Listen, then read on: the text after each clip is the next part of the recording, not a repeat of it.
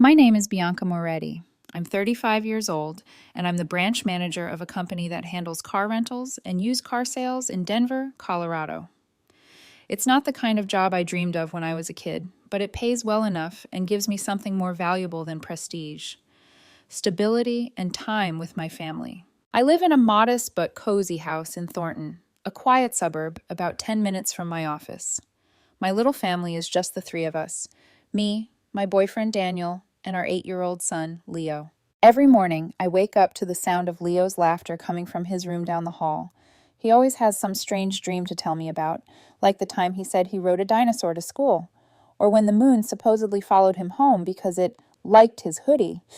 Daniel is usually already in the kitchen by then, making coffee and scrambling eggs, humming off key to whatever song is stuck in his head. Bianca, don't forget your phone, he calls out almost every day, holding it up like a trophy. These simple, ordinary moments, they're the ones that remind me what real happiness looks like. Not grand gestures, not big houses, just warmth, routine, and the feeling that you're safe in your own home. Still, even in this safe little world we've built, there are nights when the past claws its way back. Nights when I'm staring at the ceiling at 3 a.m., asking myself the same question I've been asking for years. How did it get this bad with my own parents? My story really begins on a December evening, just a few days before Christmas in 2023. We had just finished a cozy dinner at home: grilled meat and mashed potatoes, Leo's favorite. The kitchen still smelled like garlic and butter. Daniel was loading dishes into the dishwasher, humming. Leo was sprawled on the living room floor with a pile of Legos, building something that looked vaguely like a spaceship. My phone rang, vibrating on the table. When I glanced at the screen and saw the name Grandma Helen, my chest warmed instantly, and then tightened just as fast. I answered right away. In my family, she's the only one who has ever made me feel genuinely loved. Hi, Grandma, I said, already smiling. Bianca, sweetheart, she replied in that familiar, slightly raspy voice. How is my favorite great-grandson? I laughed. He's fine. He's currently fighting a Lego alien invasion. She chuckled softly, then asked about work, about Daniel, about whether I was getting enough rest. She always asked that, as if she still sees me as the exhausted teenager who used to cry quietly in her guest room after family dinners. Then she got to the point. This year's Christmas party is at my house in Boulder, she said. I want you, Daniel, and Leo to be here. It's been too long. The fork in my hand suddenly felt heavier. My smile faltered, even though she couldn't see it. Because going to Grandma's house didn't just mean seeing her. It meant seeing them. My parents, Nancy and Dennis, and my younger brother, Charles. I hadn't seen any of them in over a year. A quiet dread crept over me, like a shadow stretching across the table. I turned my head and looked at Leo on the carpet, making little explosion noises as he played. He adored Grandma Helen. Every visit with her turned into a magical day. I couldn't bear the thought of disappointing her, or him. I swallowed. We'll be there, Grandma, I said. I'll bring Daniel and Leo. The joy in her voice made my eyes sting. Good. I'll make your favorite roast. Tell Leo to bring me one of his drawings. We hung up. For a moment, I just sat there, staring at the dark screen of my phone, feeling my chest squeeze tighter and tighter. Hey, Daniel's voice came from the kitchen doorway. You look like you just got drafted into a war. I let out a breath I didn't realize I was holding.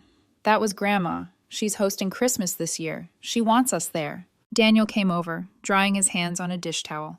He pulled out the chair opposite mine and sat down, eyes soft and attentive in the way that always makes me feel seen.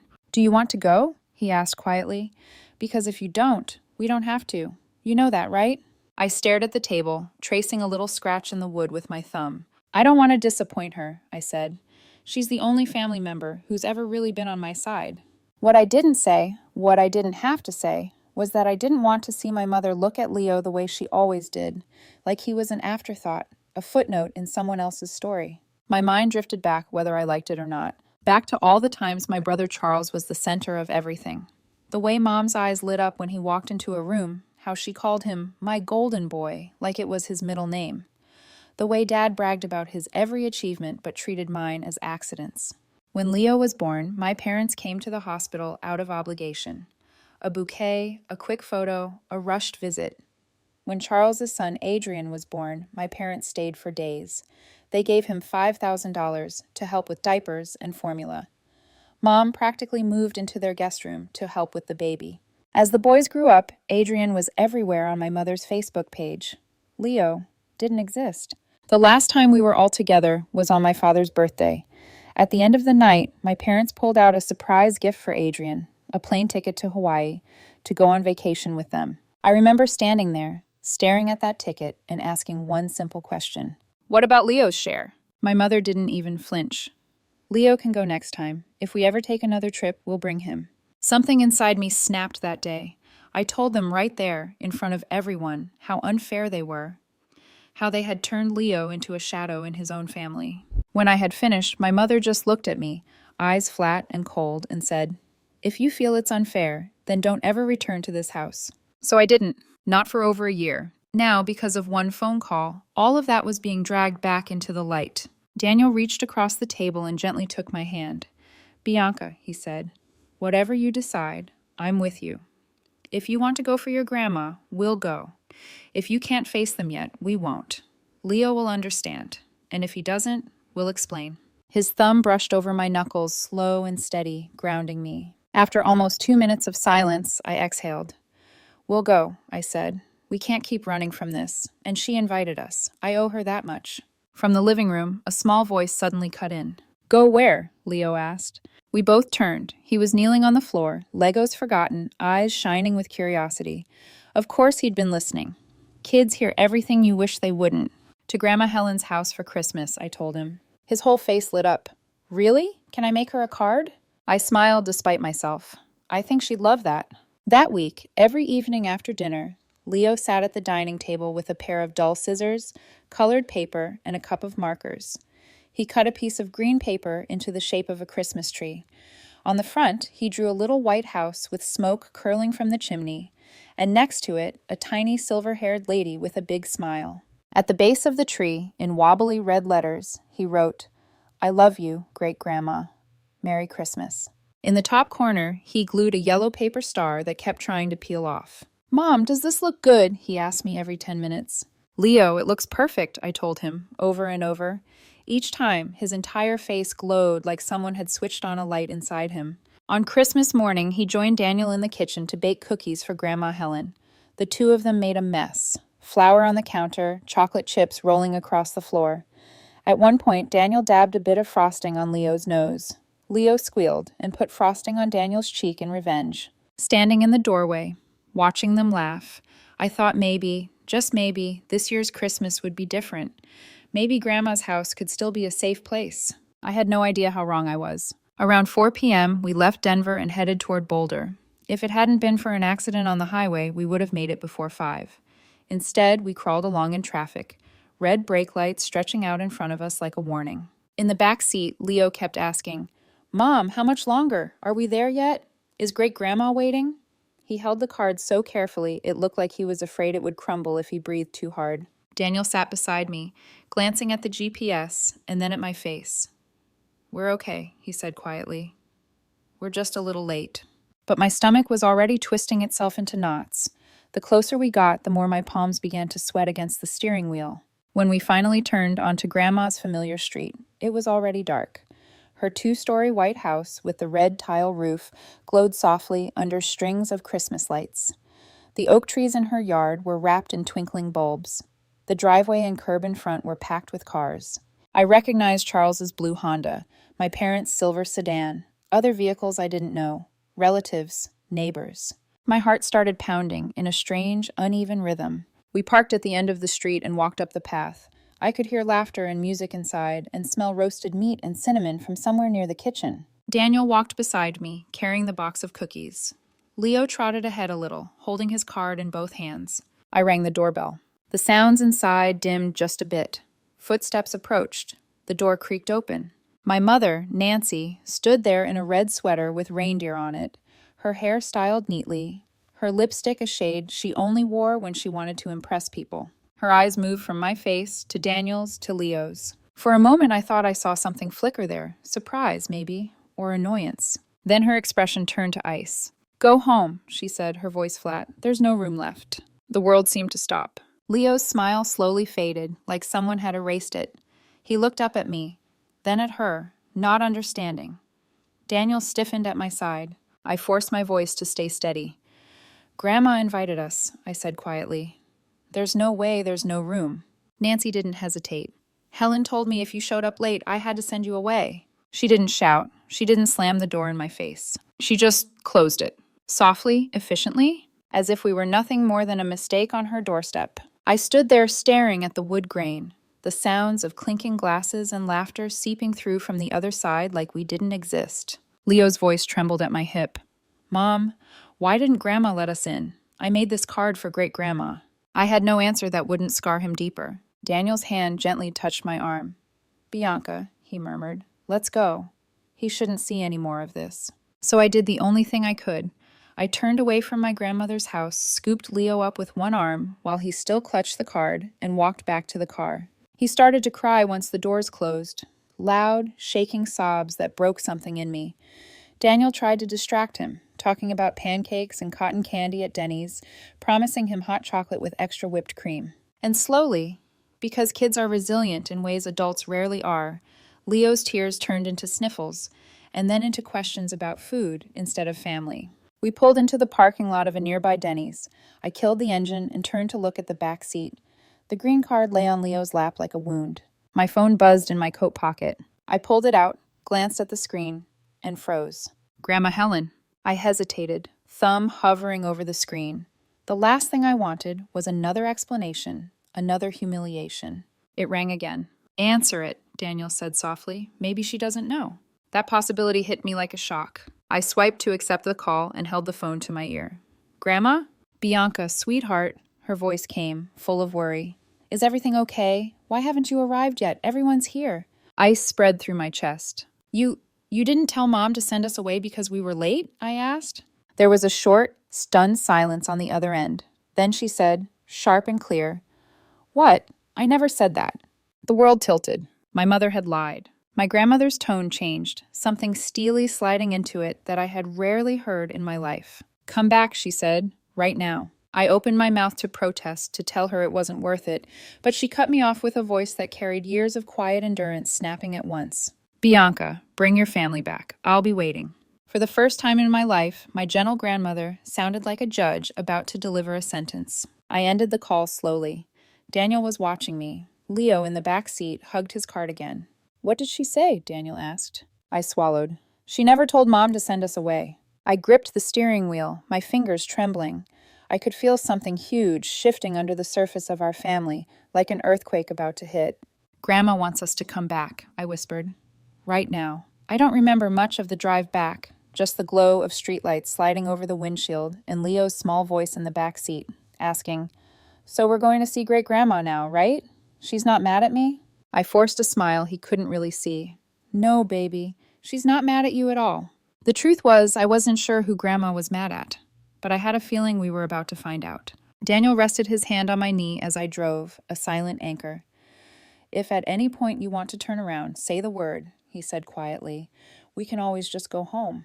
I shook my head. Not this time. I'm tired of pretending this isn't happening. 10 minutes later, we turned onto Grandma's street again, our headlights washing over the White House, still glowing with Christmas lights. But something was different now. They weren't inside. They were waiting outside. A crowd of silhouettes stood on the front lawn and porch, bundled in coats, their breath steaming in the cold. As I parked, I recognized faces in the porch light. My aunts, uncles, a couple of cousins, my parents, Charles and his wife, with Adrian half hiding behind them. And in the center, leaning on her cane but standing ramrod straight, was Grandma Helen. My heart dropped to my stomach. Whoa, Daniel muttered. Looks like a tribunal. Mom, they're all outside, Leo said, pressing his face to the window. Is it part of a game? I wished I could say yes. When we stepped out of the car, the cold hit my face like a slap. The air smelled faintly of smoke and pine. The noise from inside the house had vanished. The music, the laughter. Everything was frozen in this strange, tense moment. Charles was the first to speak. His voice sliced through the silence. Because of you, he snapped, pointing at me. We're all out here in the cold, waiting. You couldn't bother to show up on time? I opened my mouth, but before I could answer, another voice cut through the air like a whip. Shut up, Charles. It was Grandma. I had never heard her speak like that. Her tone was so sharp it seemed to physically jolt him.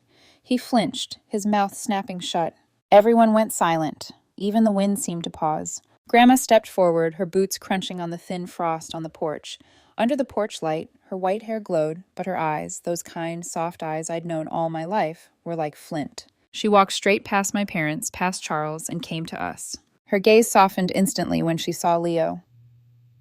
"There you are," she said, voice warm again as she cupped his cheek. "Great-grandma's been waiting a long time for you, young man." Leo's shoulders relaxed. "I made you a card," he said shyly, holding it out with both hands. "I can't wait to see it," she whispered. "But first, we need to clear some things up inside. Come." She slipped her hand into Leo's and turned toward the door. With her other hand, she reached for mine for just a second, giving it a squeeze. It was all the reassurance I needed to walk into what felt like a storm. Inside, the house looked exactly like the Christmases of my childhood. Maybe that was what made it hurt so much. The tall Christmas tree in the corner, dressed in silver and red ornaments. The fireplace crackling, filling the room with warmth. A long dining table laid out with food. Roast beef, mashed potatoes, glazed carrots, pies. But under all that cozy beauty, the tension was suffocating. Relatives lined the walls like they were watching a live show. My parents stood near the back of the living room, eyes dark and wary, as if they were already under attack and planning their defense. Charles and his wife stood beside Adrian, who fidgeted with the edge of his sweater. Grandma moved to the center of the room. She didn't sit. She didn't lean on anything. She stood there with her cane planted firmly, shoulders squared. "In this house," she began, her voice clear and steady, "Christmas has always been a time for family, for warmth, for kindness. But today, someone decided to stand at my front door and turn away my great-grandson." A murmur rippled through the room. Leo squeezed my hand and looked up, confused. Daniel stood on my other side, his presence solid, his eyes locked on my parents. Grandma turned slowly until her gaze landed on my mother. "Nancy," she said, "is there anything you'd like to say to me, or to Bianca and her family?" Every eye in the room shifted to my mother. Nancy's face was pale under her makeup, her fingers twisted together in front of her. For a moment, she said nothing. Then, with a shaky little laugh, she forced a smile that made my skin crawl. "I don't know what Bianca told you," she said. "She's exaggerating. I didn't turn them away. She's always been dramatic. You know how she is." I felt my jaw clench. Grandma's gaze hardened. "Is that so?" she asked. Mom nodded, a bit too quickly. "I just told her we were already crowded, and that next time they should try not to be so late. I never said they couldn't come in. She's twisting it, as usual." A hot, choking anger rose in my throat. Daniel's hand brushed my back, grounding me again. I might have stepped forward, might have shouted, but Grandma raised a hand, and I shut my mouth. "Enough," Grandma said. "If you're going to lie to me, at least have the decency to be convincing." My mother's eyes widened. "Mom, Bruce," Grandma called out, turning her head toward the corner of the room. "Would you please bring the tablet?" From near the wall, Uncle Bruce, her neighbor and longtime handyman, stepped forward. In his hands was her tablet, dark screen reflecting the Christmas lights. "I had Bruce install security cameras at my front door last year," Grandma said calmly.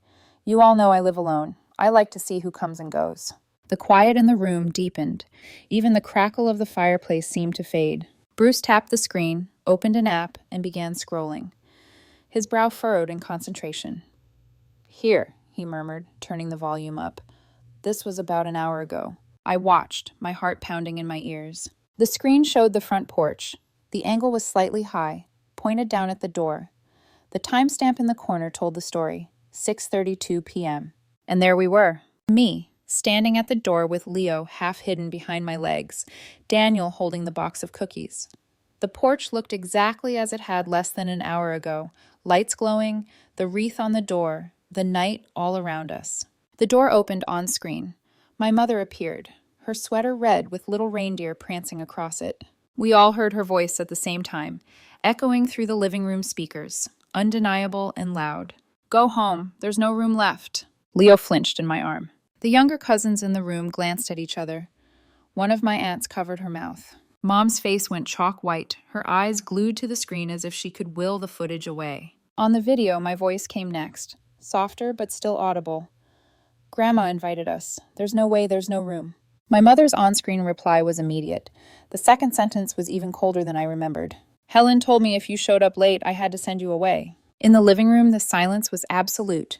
Even the clock on the wall seemed to hold its breath. Bruce paused the video. "There's more," he said quietly, "but I think that's enough." Grandma's gaze never left my mother. "Play the rest," she said. The footage resumed. It showed me standing there, frozen. It showed the door closing in our faces. It showed Leo staring at the wood, card clutched to his chest. It showed us walking away, my shoulders stiff, Daniel's arm hovering protectively behind Leo.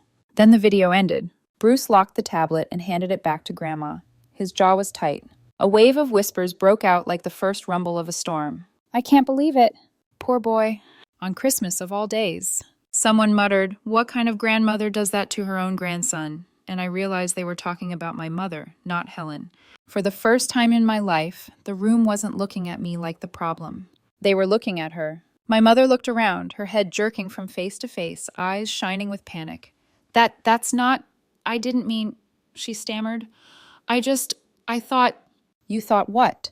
Grandma asked, her voice deadly calm. "That you could humiliate my great-grandson at my front door, lie to my face, and still sit at my table like nothing happened?" My father, Dennis, finally spoke up, his voice strained. "Mom, you're blowing this out of proportion. It was just a misunderstanding. You know how stressed Nancy is when there are guests." Grandma turned her head slowly to him. "Dennis, be very careful with your next words." He swallowed hard and fell silent. I stood there, Leo pressed against my side, Daniel's hand on my shoulder. Part of me felt vindicated, the heavy stone of doubt finally lifting. No one could call me dramatic now, not with the truth literally playing on a screen. But another part of me ached. This was still my mother, my father, the people who were supposed to protect me, not from whom I needed protection. Across the room, Adrian shifted awkwardly, eyes on the floor. Charles's jaw was clenched so tight it looked painful. His wife's face was ashen. Grandma drew in a slow breath. When she spoke again, her voice was no longer calm. It was cold. "For years," she said, "I watched you favor Charles. I watched you ignore Bianca. I watched you shower Adrian with attention and gifts while Leo stood in the background." Her gaze pinned my parents one by one. I told myself they're adults now. It's their business. I shouldn't interfere. But tonight, at my own front door, you showed me exactly what that favoritism has turned into. Mom shook her head rapidly, tears finally spilling over. "I made a mistake," she whispered. "I was angry. Don't cry now, Nancy," Grandma said, and there was no pity in her voice. "You weren't crying when you turned that boy away." Leo's fingers tightened around my hand.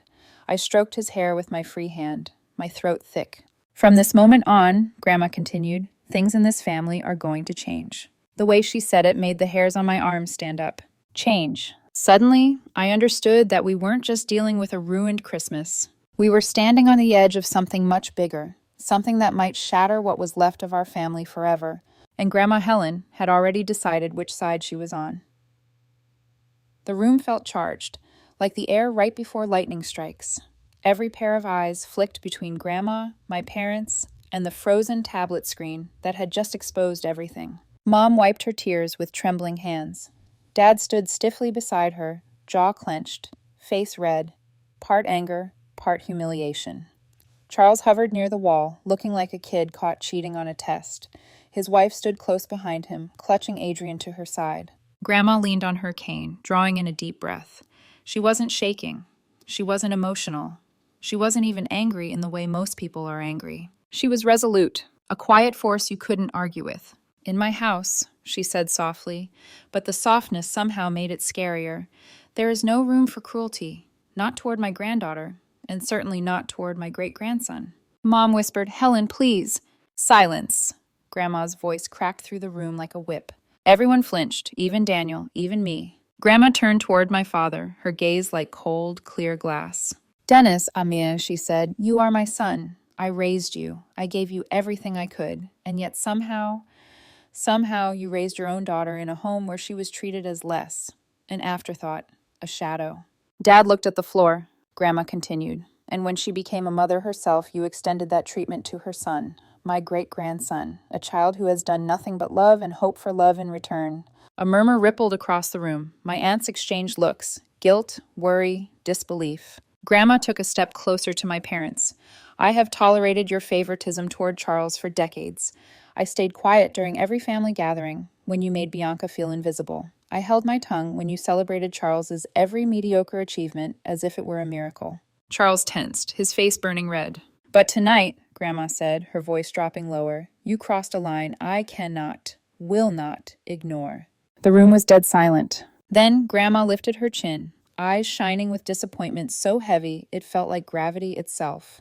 From this moment forward, she said, each word slow and deliberate, I no longer have a son named Dennis, and I no longer have a daughter-in-law named Nancy. It was like the air snapped apart. My mother gasped, a small, wounded sound. My father staggered back a step as if someone had punched him in the chest. Mom, he whispered, you can't be serious. My mother's hands flew to her mouth. Helen, no, please. Grandma raised a hand, just one, and the room fell silent again. I am done, she said. Done watching the two of you poison this family. Done watching you break your daughter's heart for sport. Done watching you worship Charles and Adrian while treating Bianca and Leo like outsiders in their own bloodline. Mom's tears fell freely now. It was a mistake, she sobbed. I was overwhelmed. You were cruel, Grandma corrected sharply, and deceitful and shameless. Mom broke down crying.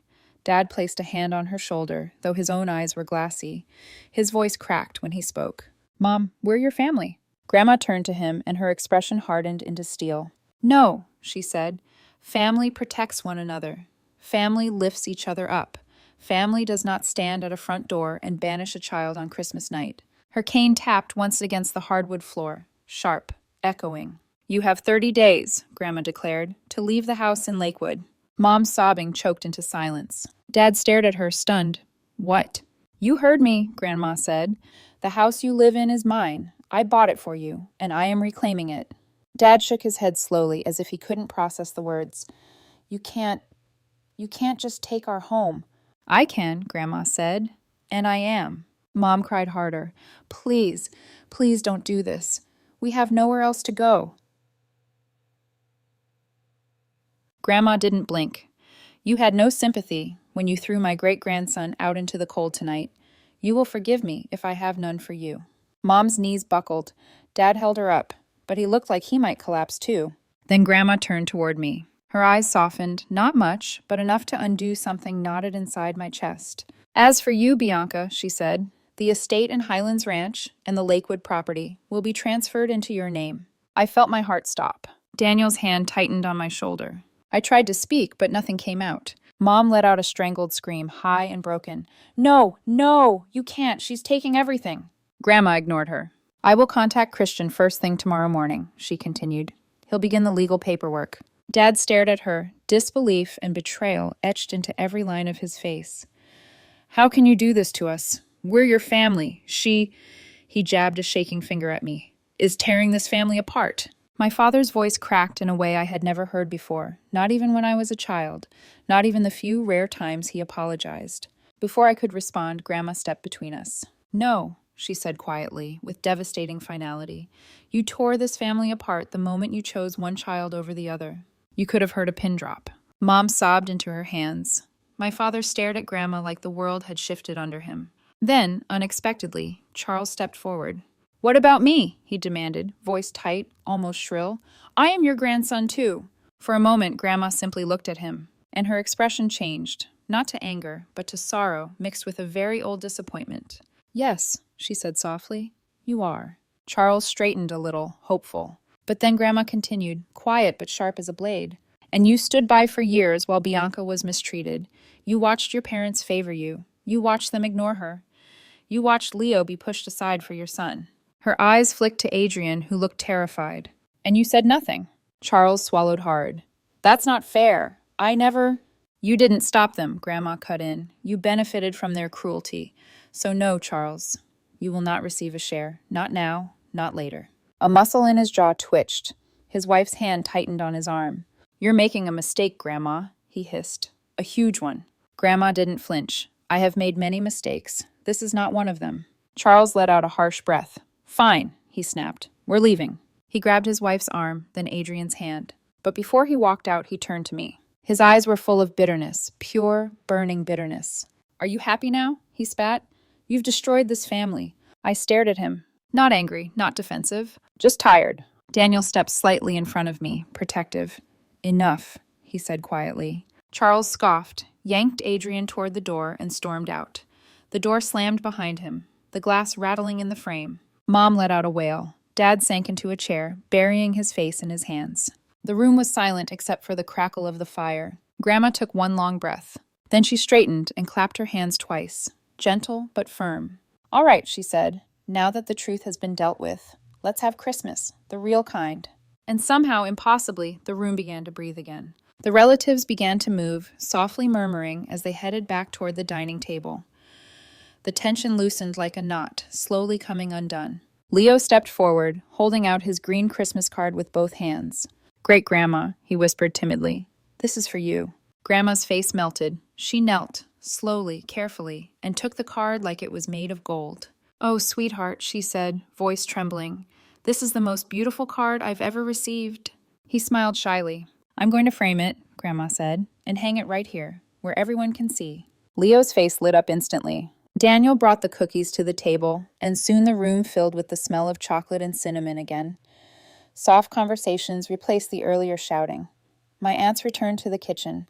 My cousins whispered to each other about the drama they'd just witnessed. As for me, I stood there in the middle of it all, feeling something strange and heavy. It wasn't victory. It wasn't happiness. It was relief, mixed with a grief I didn't know how to name. I had just watched my family fall apart. But for the first time in my life, I wasn't the one being blamed for it. We slept at Grandma's house that night, less out of convenience, and more because none of us had the emotional strength to leave. Snow began to fall after midnight, coating the streets in a thin, white blanket that softened every sound. It felt like the world was trying to hush the chaos that had exploded inside those walls. Leo slept curled against Grandma Helen in her bedroom, his small hand clutching the edge of her blanket. When I peeked in on them before bed, she had one arm draped protectively around him, her breathing slow and steady. For the first time in a long while, I saw him resting with absolute peace. Daniel wrapped an arm around my waist from behind, chin on my shoulder, whispering, "He's safe, love, really safe." It was the first moment all day when my throat didn't feel tight. Daniel and I slept on the living room sofa bed, the soft crackle of dying embers from the fireplace lulling us into a heavier sleep than we expected. By morning, when I woke to the sound of Grandma humming in the kitchen, I realized something. I hadn't woken up in fear once. Not a single nightmare. Not a single replay of my mother's voice at the door. Just rest. The smell of toast and eggs drifted through the air. Daniel stirred, hair messed up, stretching with a sleepy groan. "If all mornings started like this," he murmured, "I'd never complain again." I smiled faintly and kissed him before getting up to help in the kitchen. Grandma was already making sunny-side-up eggs, her robe tied neatly around her waist. Despite everything that had happened the night before, she looked lighter, as if a weight she'd carried for decades had finally been set down. "Good morning, sweetheart," she said with a warm smile. "Breakfast is almost ready." Leo ran into the kitchen wearing yesterday's pajamas, hair sticking up in all directions. "I slept with Great-Grandma," he announced proudly. Grandma laughed and ruffled his hair. "And you snored louder than your grandfather used to." He gasped. "No, I didn't." "Yes, you did," Daniel said from the doorway, grinning. "We heard you from the living room." Leo blushed, hiding behind me, but I could see the shy giggle he was fighting back. Breakfast was simple: toast, eggs, fruit, but it tasted like comfort. After we finished eating, Grandma cleared her throat and said, "Christian will be here in about an hour." My fork froze midair. Daniel looked up, eyebrows raised. "Christian, your lawyer?" I asked. She nodded. "Yes, it's time we put everything into writing." The room grew still again, but not with fear, more like gravity. She wasn't backing down. Not from the disowning, not from the eviction, not from transferring the properties. She meant every word she had said the night before. Exactly an hour later, a knock sounded at the door, and Christian Bennett, Grandma's longtime lawyer, stepped inside. He was in his early 60s, sharply dressed, carrying a leather briefcase. His hair was silver, combed neatly. His expression was calm, professional, respectful, ready to work. He sat up at the dining table, adjusting his glasses. "Helen, let's go through the plan one step at a time." Grandma sat beside him, looking firm and fully awake. I stood nearby, Daniel's hand wrapped around mine under the table. Leo played on the rug with some toy cars Grandma kept for visiting children. Christian opened his folder. "To confirm, you want to transfer the Lakewood property into Bianca's name, and the estate in Highlands Ranch as well." "Yes," Grandma said without hesitation. "Those two properties belong to her now." I swallowed hard. Grandmother or not, this was life-changing, life-altering, really. Christian continued. And regarding the Lakewood house, you're issuing a formal eviction notice to Dennis and Nancy, effective immediately. Grandma nodded. They have 30 days to vacate the premises. Christian clicked his pen and began writing. I'll prepare the legal documents and send the notice today. They'll receive it no later than this evening. The words felt heavy, serious, but beneath the shock, there was a deep, warm pulse of validation inside my chest. For once in my life, someone was choosing me. Not because I fought for it, not because I begged for fairness, but because justice was overdue. When Christian finished drafting the paperwork, he stood, shook Grandma's hand, then turned to me. Ms. Moretti, he said gently, your grandmother is simply correcting what should have been equal from the beginning. I hope these changes bring your family peace. I nodded, unable to speak past the lump in my throat. After he left, I hugged Grandma tightly. Thank you, I whispered. I don't know how to say anything except thank you. She patted my back. I'm not giving you a gift, Bianca. I'm giving you what you deserved all along. We left later that afternoon, promising to visit again soon. She stood on the porch waving to us in her lavender sweater, Leo waving both hands out the car window. We thought the worst was over. We were wrong. It happened the very next day. I had just gotten home from work when I saw them, standing in front of my house. My parents, and Charles's wife, and Adrian. 5 faces twisted with anger, 5 faces blaming me for something I hadn't even done. I froze next to my car door. Leo was at school. Daniel was still at work. My father took a step toward me. You listen to me, he growled. You fix this mess right now. My mother was crying hard, her mascara smudged. How could you do this to us, Bianca? That house, your house, everything. We gave you everything. I let out a sharp laugh. Everything? Really? Is that what you remember? Charles stepped forward, voice full of venom. You manipulated Grandma. You wanted the inheritance, didn't you? You pretended to be the victim all these years. Daniel wasn't here, but his voice thundered inside my head. Don't let them control the narrative. Not anymore. I took a breath. I didn't manipulate anyone, I said quietly. Grandma saw the truth. Mom's voice cracked into a scream. I regret ever giving birth to you. That one stabbed deeper than I expected. Even after everything, even after decades of being second choice, the words still scraped against a raw part of me. Then my father leaned in, his voice low and threatening.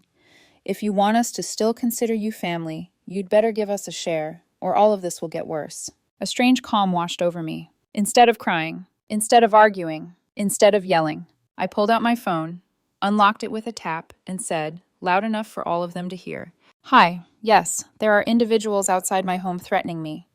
I'd like to request police assistance. Dad's face contorted. You're calling the cops on your father? I stared into his furious eyes and said the sentence that had been waiting in my chest for years. You're confused, I said. I don't know who you are. Silence. All 5 of them froze, stunned. Then Charles's wife tugged his arm. Let's go. The cops will be here any minute. They scrambled into their cars, peeling out of the driveway right as Daniel arrived. 15 minutes later, 2 police officers knocked on the door. I explained everything, showed them the footage from my doorbell camera, recounted their threats word for word. The officers took notes, asked follow-up questions, and finally said, You have grounds for a restraining order. A week later, a court-approved document arrived. My parents and Charles's family were legally forbidden to contact us in any form, visits, calls, messages, for the next 3 years. And just like that, the last fragile bridge between us burned to ash. 30 days passed. My parents moved out of the Lakewood house. I went to check on the property. It was empty, echoing, sad, stained with memories I didn't want. I didn't move in. Daniel didn't want to either. We chose to stay in the house we bought together, the house that felt like ours. I renovated the Lakewood house and rented it out for $2,000 a month. As for the estate in Highlands Ranch, it needed work, a lot of work. I invested nearly $150,000, restoring it room by room, modernizing the kitchen, fixing plumbing, replacing old pipes, painting walls, installing hardwood floors, landscaping the garden. Then I rented it out through a property management company for between $6,000 and $10,000 a month. But I didn't splurge. I didn't celebrate with shopping sprees or vacations. I opened a savings account instead, for Leo, and for the baby growing inside me. When we visited Grandma a month later, I tried to give her the rental income. She pushed it back toward me with a smile. Use it to give your children what I couldn't give you. I cried all the way home. 1 year passed. A full year since that night on Grandma's porch, the night everything broke, and somehow everything began again. Life didn't magically become perfect, but it became peaceful. And for someone who grew up holding her breath at every family gathering, peace felt like a blessing I never knew how to ask for. My parents moved to Phoenix, Arizona. A distant relative told me they were living in a small apartment now, surviving on retirement benefits and whatever savings they had left. No more beautiful house in Lakewood. No more comfort gifted by Grandma. Just the two of them, together in their resentment. Charles and his family moved to Texas. He blocked me on everything. Adrian, once the child who had absorbed every drop of attention, now existed only as a name Leo occasionally asked about. "Do you think Adrian misses us?" Leo asked once in the car. I hesitated before answering. Maybe, but sometimes kids grow apart because the adults force them to. Leo nodded slowly, accepting it. Kids always understand more than we give them credit for. Meanwhile, our own world kept blooming. Every weekend we visited Grandma Helen. She was 80 now, slower on her feet, her hair whiter, her voice softer, but her mind was sharp as ever. Her eyes lit up every time she saw Leo and immediately softened when she rested her palm on my belly. I was 8 months pregnant. Daniel hovered over me like an over-caffeinated nurse. He held my arms whenever I stood up. He scolded me gently when I insisted I could lift the laundry basket myself. He rubbed my ankles every night without being asked. Leo was even more excited. He talked to my belly daily, kneeling like he was speaking to royalty. "Hey, baby," he'd whisper. "I'm going to teach you how to build the best Lego spaceship and draw dinosaurs. And we're going to watch movies with Mom and Dad." He pressed little drawings against my stomach like the baby could see them through skin. It melted me every single time. One evening, the three of us were curled together on the couch, a blanket draped over our legs. Daniel had his arm around my shoulders. Leo had fallen asleep with his head in my lap, clutching a stuffed penguin.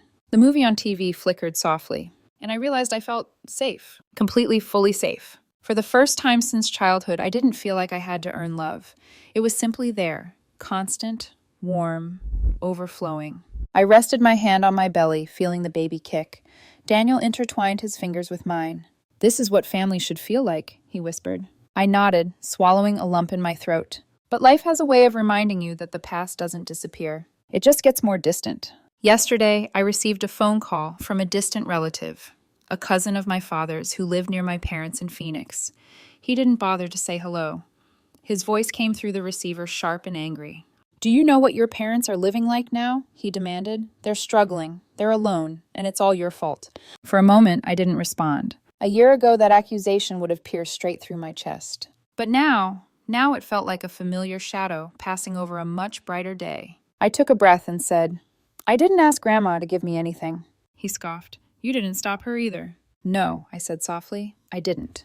"Your family fell apart because of you," he snapped. Something in me stilled. Something strong. Something new. "My family," I replied, "fell apart because the people in charge of holding it together chose favoritism over fairness, cruelty over compassion, and pride over love." There was silence on the other end, a short, stunned silence. Then he hung up.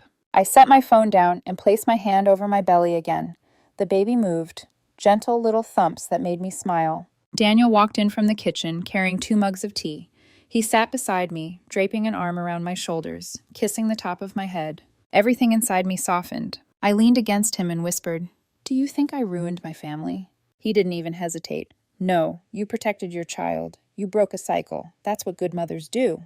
I closed my eyes, letting the warmth of his voice settle into the places that still ached. Because that was the truth. I didn't break my family. I simply stopped letting them break me. And today, as I share this story with you, the good, the bad, the painful, the healing, I want to say this to anyone listening. If your family makes you feel invisible, unloved, or less than, you are allowed to walk away. You are allowed to protect your children. You are allowed to set boundaries. Blood is not a free pass to hurt you. Being related doesn't mean being decent. Love isn't measured in DNA.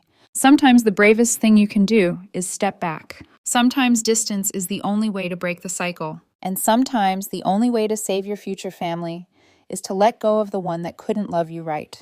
Before I end this, I want to ask you sincerely, do you think I'm the reason my family broke apart? Or did I simply stop a broken system from growing roots into my children? Tell me your thoughts in the comments. I'd really love to hear your perspective. If this story resonated with you, don't forget to like, share, and subscribe. It truly helps this channel grow and helps us bring more stories like this to those who need them. Take care, and I'll see you in the next story.